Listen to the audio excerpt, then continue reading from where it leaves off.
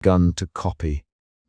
I saw not only the certainty of its entries, but the apertures in its method. The hand behind it believed in order. Order requires witnesses. If witnesses can be multiplied, if names can be relocated, if a public can be taught not to take the list as an incantation, but as a document authored by men with motives, then perhaps the ledger's authority might be contested. I could not, and would not, believe that a name on a page alone kills. But I could not pretend that names on a page were innocent. Between the two there is a seam. I began to imagine how to thread it. I did not yet know what that threading would cost. I describe myself plainly and without flourish, because that is the safest way to begin a confession. The less ornament, the less likely you are to be accused of dramatizing a crime. I sell books in a narrow room where the eaves make a slope of shadow across the shelves and the rain writes wet small letters on the window. People come to me with trades and griefs. I measure the day by the way the light changes on the spines, by the smell of paste in the morning when I mend a binding, and by the slow, punctuated squeak of the shop latch when someone leaves hurried and pale. It is a workspace and a church of sorts. The worship there is of margins and quiet orders. This is where the ledger arrived, folded like a leaf and colder than it had a right to be. And this is where I learned that alliances are made of small transactions. You must picture Tyne as you would picture a press, large, necessary, at times clumsy, at times impossibly precise. He is not handsome in the way a painter's apprentice might be described handsome. He is useful in the way a good tool is useful. I knocked at his door 2 evenings after the first name in the ledger turned the face of an acquaintance into a blank where once there had been a shop front. I announced myself not with a flourish, but with the economy of a person who knows what a night's work will demand. "You have the kind of hands a press is jealous of," he said, when I stepped into the warm, soot-scented room.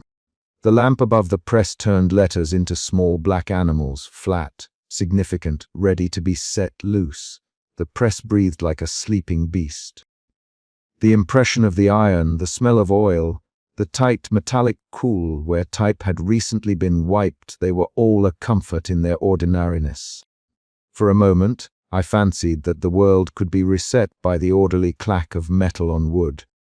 I told Tyne the ledger's contents without theatrics, the neat columns, the dates, the certainty that transmuted a name into a sentence. He listened as if I were describing a new type of case he might print for a client, his fingers turning an invisible page. He did not glance at me as one who is easily shocked. His profession had accustomed him to words that could topple a man as deftly as a sword. "You want me to make facsimiles?" he asked finally, and his voice was as efficient as a clamp. "To make plausible things that are not true," I corrected. Truth, I had learned, is often a question of packaging, to send them where the ledger would send them and watch the machinery. Hesitate. Tian considered the costs before the conspiratorial glow of a lamp considered our faces into small islands. He named them as a man who had lived with type and testimony, plates that incriminate apprentices who are quickly disappeared. The risk to his press and to the journeymen who lean on their carts outside. He put his hands to his apron as if to feel the texture of compromise. "It will cost me something I cannot show in brass or paper," he said. "You understand me?" I did. I knew the prices men collect in the night, the slow fraying of the conscience, the small thefts from one's own life to pay for others' lives. I had a ledger of my own, less archival and more domestic, where I kept account of favors and debts. I offered paper, however plain, and some money in coin that I had set aside for repairs. I offered to place certain marginalia in volumes I sold to soldiers and clerks, to let the shop be a distribution point for a quick turn of leaflets. The trade was banal and precise, paper for plates, rotes for shelter. "You need someone light on their feet," Teen said. His eyes glanced toward the doorway as if to measure whether the night might hold spies. An apprentice, a courier. I thought of Lucy, then the apprentice I had taken in 2 winters earlier.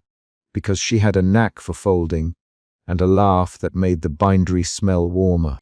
She could slip down a lane like a note sliding into a pocket. Her hands were quick. Her courage, if that is the right word, was as precise and reckless as a child's. I thought also of Father Guillotine, of the small chapel whose confessionals gathered gossip like leaves. He could hide things beneath his missals, and he had eyes that had learned to look away when it served mercy. We formed a ledger of a different sort, a list of names not to be written but to be saved, a barter in which knowledge piggy-backed on existing trades. Tyne wanted plates, paper, and an account of the ledger's style. Father Guillotine wanted assurances that whatever we did would spare the innocents who came to the chapel. Lucy wanted, at first, only to be useful and to feel the heat of the world as something she might change. The first meeting was practical. We met not in any great theatre of conspiracy, but in the small back room of my shop after the day customers had gone and the rain had reduced outside to a constant punctuation. The room smelled of old glue, lemon oil, and the closing of the day. Lucy sat on a stool with her knees turned inward. She fingered the hem of her sleeve like a child unpacking courage. Father Guillotine arrived by the window, his cassock muffling his steps. He carried no theatrics, only a satchel of slips, an expression that suggested he had always expected the world to call for impossible compromises. "We will not be saints in this," the priest said when I explained the ledger in the stillness. "We will be sinners who save some. Let that be our prayer." There was little ceremony in his hands as he produced a map of sorts, notes on hideaways, a list of confessors who kept certain records, a catalogue of missals with hollowed spines. He spoke of confessions as repositories of information. He had seen names pass through the confessional like raindrops through a sieve. He offered, in exchange for secrecy, the use of the chapel's vault briefly and with careful timings so that plates or lists might be stowed without risk of sudden search. I remember the way Tyne's face changed when Father Guillotine said vault. It was like a printer hearing the rumble of a press that would not misprint. There was a relief thin, almost knife edge that two institutional organs might be bent toward the same illicit end. We had, in short, the means to make credible copies and the means to keep the dies and templates hidden. But what hung in the air, heavy and fragrant as the glue we used, was trust. Trust is a commodity that costs more than coin in times like these. I have been reluctant to ask for aid. It is a habit of my trade, perhaps a survival skill. Books teach one to be solitary in noteworthy ways, to believe in the authority of a well-turned sentence before the warmth of a hand. Yet the ledger's logic made loneliness impractical. To sit with a book that named the dead, and to hope one could do nothing was cruelty. To act alone was dangerous. So I learned to translate my reticence into contracts, small, precise obligations that could be enforced by the fear of shame if not by the law. Our method of copying was born more of necessity than of invention. The ledger's paper had a cheap, municipal smell, a pale, fibrous thing, pressed to a dull finish. Any counterfeit had to match its weight, its grain, the tiny, almost invisible brown freckles where an old clerk had spilled tea over a column and failed to blot the stain. Tyne had a genius for mimicry. His presses could make something look like it had aged by being handled by bureaucrats, not by being left to the elements. He taught us the small arts required. First, he said, we must find the paper. If you cannot match the feel, you cannot match the lie. He sent us to a papermaker outside the city, who stored off cuts in a loft and sold them for a little coin. Lucy, I learned, had a special way of folding such sheets so that the crease read like the history of being read, and reread. This was important, because official lists were not pristine. They were used. Second, Tian said, we must smudge the ink in the right places. Not all official hands are tidy. Look for the clerk who presses too hard with his quill. Reproduce that. He demonstrated by picking up a worn nib and dragging it gently across a scrap. The mark was not an accident but a fingerprint. Third, Father Guillotine said softly, You must be able to carry the object and not be carried by it. A false list that draws center stage will be burned in a day. A good false list moves like breath. We worked through nights that smelled of paste and worry. Lucy learned to fold documents into collars and hems. She could pass a sheet to a laundress who would hang it among shirts and carry it across the city like a secret in plain sight. We practiced the weight of the lie by passing paper between hands until it felt right. Teen printed sample headers until the type slanted correctly. He ground inks with the careful persistence of a man who believes in the sanctity of his craft and the sin of the cause. I copied, by hand, the ledger at first, because the original could not leave my sight for longer than my courage allowed.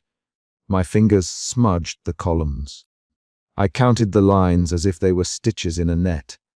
There was a private arithmetic in copying. To write a name was to rehearse the sound of a finality. I wrote not as an artist but as an instrument, a human press. When my hand cramped, Tien took the sheet and matched it with his plates to see whether the impression read as municipal or as counterfeit.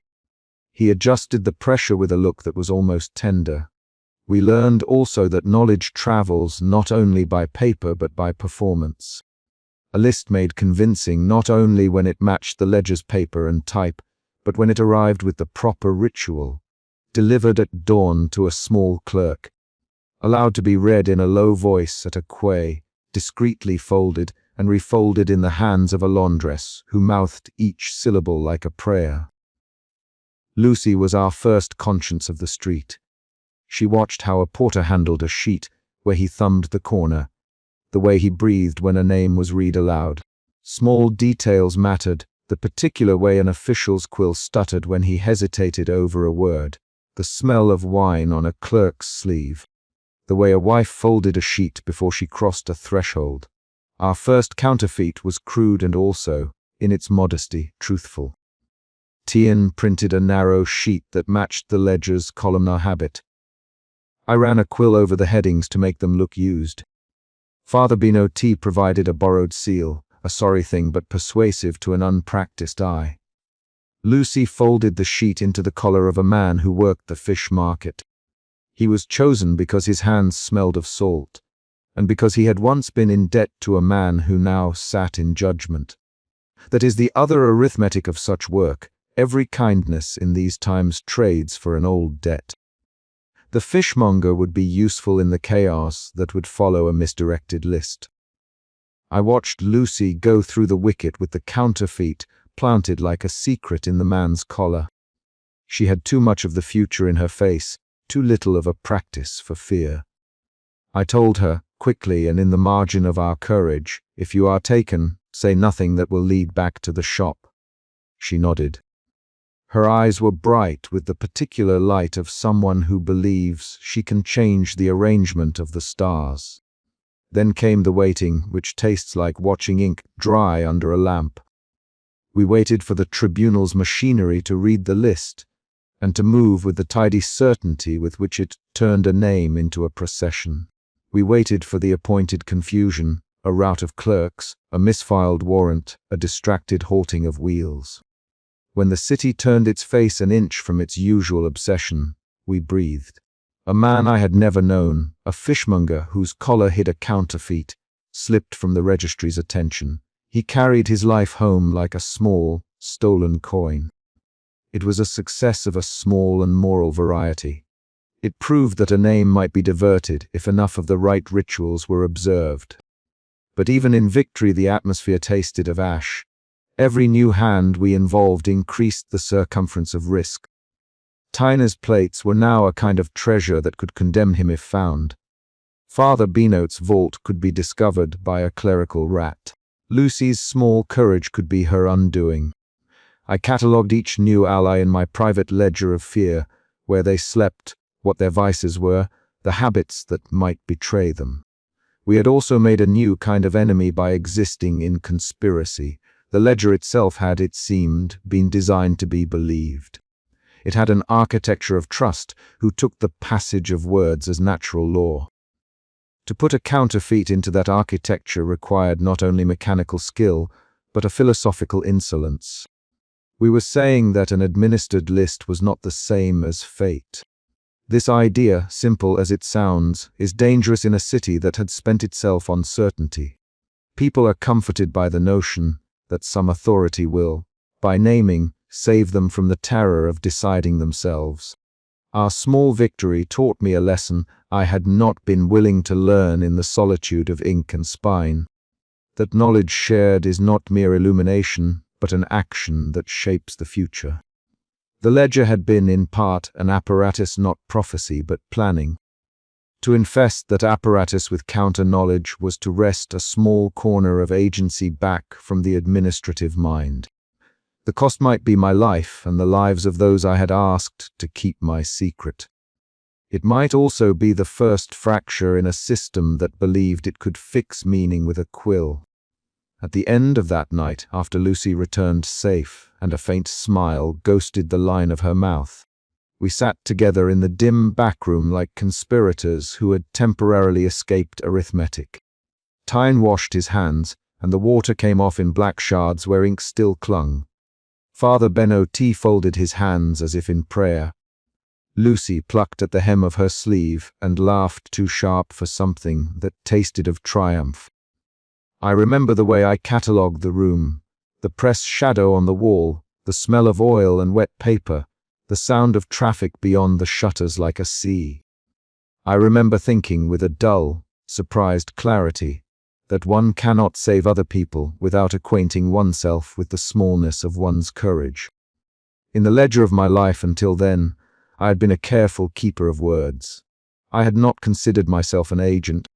Now, by the quiet act of passing a counterfeit into a collar, I had turned my careful habits into a weapon. The question that kept me awake was not whether the tribunal would notice, but whether I had the right to decide which names ought to be spared. We agreed, with the pragmatic cruelty of people who know only the arithmetic of immediate survival, on a set of rules. No wholesale falsification that would flood the city with doubt and cause reprisals. No reckless exposures that would burn the press and the chapel. No involvement of people who would be condemned if found. These rules were not moral absolutes so much as the scaffolding for our fragile operations. They were, too, a way of keeping my conscience from being entirely eaten by the expedients of the moment. We sealed our compact with mundane acts. Tyne tucked a plate into a recess behind a stack of forms. Father Ben-O-T recorded the times the vault could be used in his private breviary. Lucy practiced folding documents until her fingers bled slightly and then refused to speak of it. I copied 3 more sheets from the ledger that night, slow as a scribe, and then hid the original beneath the false bottom of an old trunk where moths liked to make their calendars.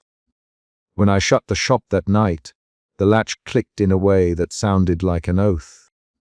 The city beyond was a map of flame and duty, and I felt the weight of the ledger like a stone pressed against the palm of my hand. We had made allies of ink and oath. We had traded quiet blessings for the risk of exposure. The machinery of naming had met a counterforce not of arms but of patience and mimicry. We had begun to learn the way networks whisper. But alliances are porous things. They admit heat and cold alike. They admit betrayals that come not only from malice but from fear. As I turned the key and the night swallowed the shop, a small and blunt terror formed under my ribs. By spreading knowledge we had gained power, and with it, the obligation to make choices that would not be limited by our conscience alone. There would be, I suspected, nights when my pen would ache with the script of a name that I must either pass or erase. There would be times when a friend's face would appear on a list, and the arithmetic of mercy would be crueler than any writ. I went to bed with the image of Lucy folding a sheet into a collar, and of Teen cleaning his press in silence, and of Father Ben-O-T watching for the small mercy that keeps a city human. I slept fitfully and dreamed of columns of names walking like small caged creatures along the gutters. The next morning, before the city had properly put on its offenses of bread and noise, a boy came running with a scrap of gossip folded in his hand. They delayed a procession, he said.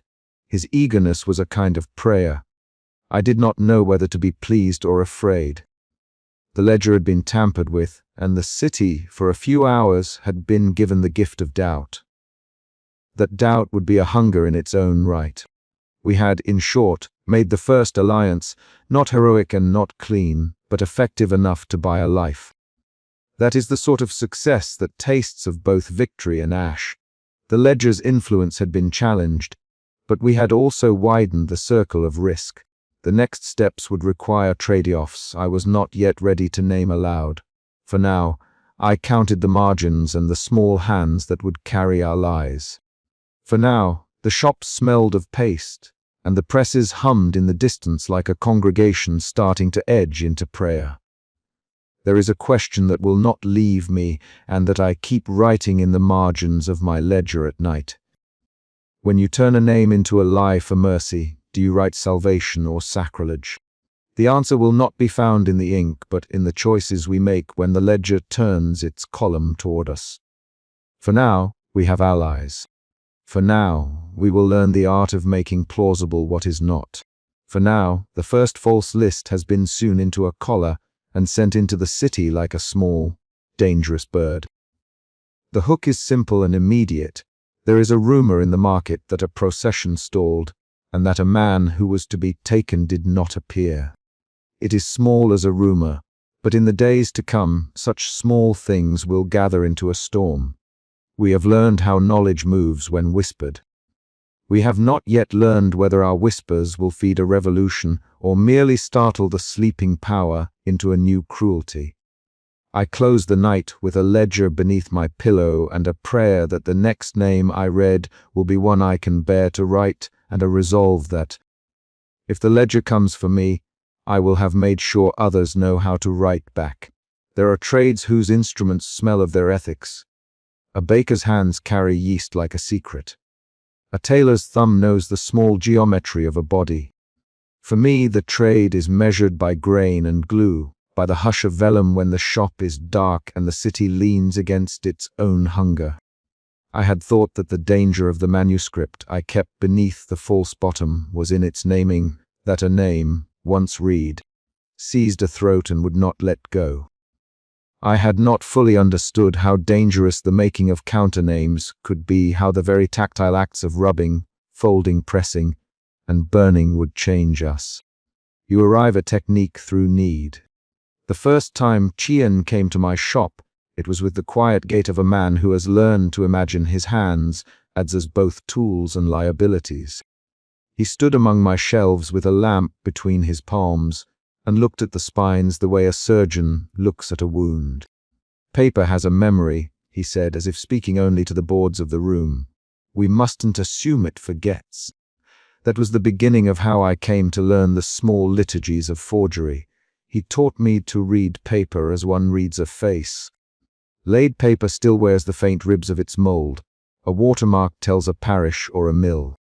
The tribunal's lists were not only words, they were bureaucratic products, worked by clerks who preferred certain sheets, sealed with particular ink. If one wished to make a counterfeit that might pass a clerk's eye, one had to match these minutiae. We studied the city's registers. Tien took from his pocket a thin rectangle, an example of a paper used most often for municipal lists. He held it to the lamp and asked me what I saw. I said the ribbing and the faint emblem in the lower left. Not enough, he said. Feel it, run your thumb along the chain line. The paper answered with a dry friction that felt like the memory of a loom. To copy a page that had weight, we had to make paper that carried the same weight. We purchased second-hand sheets from a mill on the outskirts, the sort of mill whose proprietor had a soft spot for lost tradesmen. We had to age the paper to the right pallor, not the sun-bleached white of a recent pamphlet, nor the rotten brown of attic leaves. We rinsed the stock in an iron vessel over coals, adding a pinch of tea and a scrap of blue dye to soften the tone. Tyne insisted I learn the exact temperature at which the pulp yielded the right look. There is, he said, a heat that bruises nothing but changes everything. There is a vulgar image of forgery as a deception of ink alone. It is gentler and crueler to know that the type itself must be altered. The leads that form letters are bodies with faces. Each nick and wear marks a page. Tyne kept an array of type in the corner of his shop, each case like a palette for a strange painter. When one reprints a list to look like the tribunals, one cannot simply set the same letters, one must give them the same scars. He would take a single O and rub at its shoulder with a whalebone slip until the curve showed the same tiny chip as the official copies. At first I felt a curious pity for the letters themselves, an almost superstitious respect, as if to alter a character imperiled an idea. We learned to make proofs, and then to burn them. I would watch Tien feed printed sheets into a shallow brazier, their black letters bright as drowned constellations before they curled and stuttered into ash. "We must not leave the practice of the thing behind us," he said, voice low, and he meant both the copper plate and the conscience that might tempt us to reuse a scam. Burnt proofs are a kind of penance. They are also a practical necessity.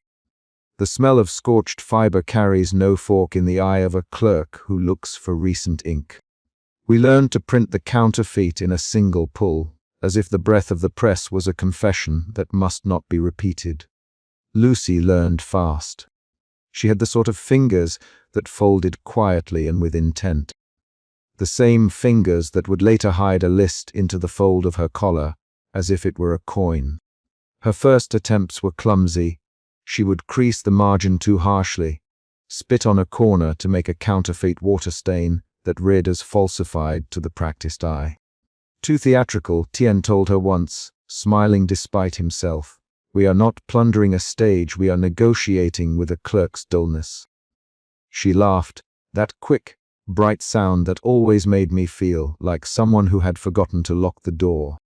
There are small rituals, a recipe for secrecy, like a cake whose measurements you trust. We trimmed the edges of the forged sheets with a file to mimic the decal of the mills the tribunal used. We pressed a faint fold at the top left, the token of a desk clerk who habitually turned lists in the same way. We even matched the peculiar tilt of a particular hand that sometimes annotated the margins with a brief dot. One of our proudest achievements was teaching Lucy the particular art of scoring a page so that it would sit in a ledger and look as if it had always been there. Hiding was as much art as making. A counterfeit list could be perfectly convincing and still be useless if it did not travel. The city is a theatre of pockets and hems, of laundry lines and sluiceways. Tien taught me how journeymen hid proofs in chimneys and odds safe, but chimneys are inspected more than you might think. I preferred bindings. The book is a syncretic thing, the spine is a road, the pages are harbors.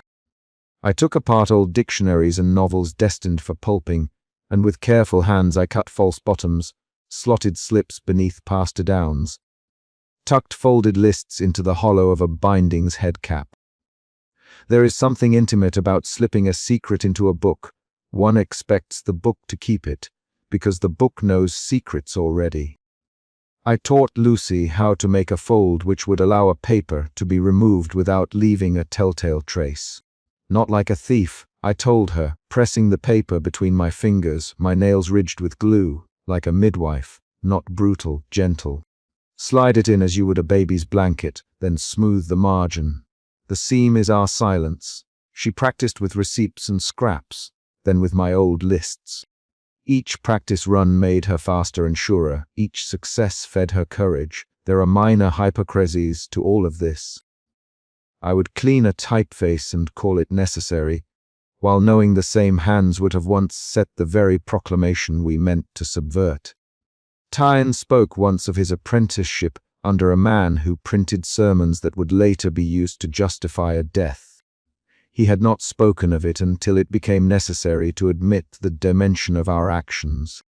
There is no pure press, he said, and he meant that the press is a tool wielded by convictions, by hunger, by those who think they are saving the city. To alter a sheet was to carve into the city's literature, to lay a new name into its ledger. We rehearsed distribution. Bastien was useful for quick legs, But Lucy's carefulness meant she could carry a falsified list tucked into a hem and